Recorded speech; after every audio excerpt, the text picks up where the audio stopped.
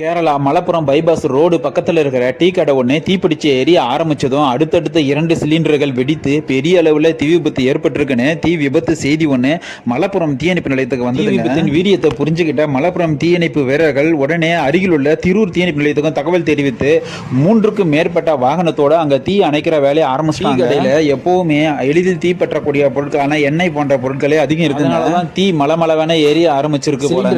தீ பற்ற ஆரம்பிச்ச உடனே வெடிச்சிடாதுங்க. நம்ம யூஸ் பண்ற சிலிண்டர்ல எரிவாயு வந்து திரவ நிலையில தாங்க உள்ள அடைச்சு வச்சிருப்பாங்க. திரவ நிலையில அடைச்சு வச்சிருக்கிற எரிபொருள் வாயு நிலைக்கு மாறினா மட்டும்தாங்க நம்ம அடுப்புல வந்து அது எரிபொருளா யூஸ் பண்ண முடியும்.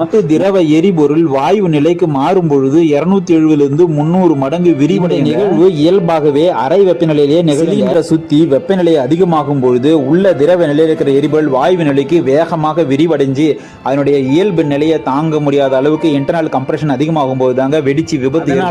தீ விபத்து ஏற்படுற சமயத்துல சிலிண்டர்களை ரெகுலேட்டர் ஆஃப் பண்ணி வெளியே தூக்கிட்டு வந்துடணும். பாதுகாப்பு செயலை டீ கடையில பண்ணிருந்தாங்கன்னா பெரிய அளவு தீ விபத்து ஏற்பட்டிருக்காதுங்க. எங்களுடைய தீயணைப்பு வீரர்கள் தீயை முற்றிலும் கட்டுப்பாட்டுக்குள்ள கொண்டு வந்துட்டாங்க. நன்றி, வணக்கம்.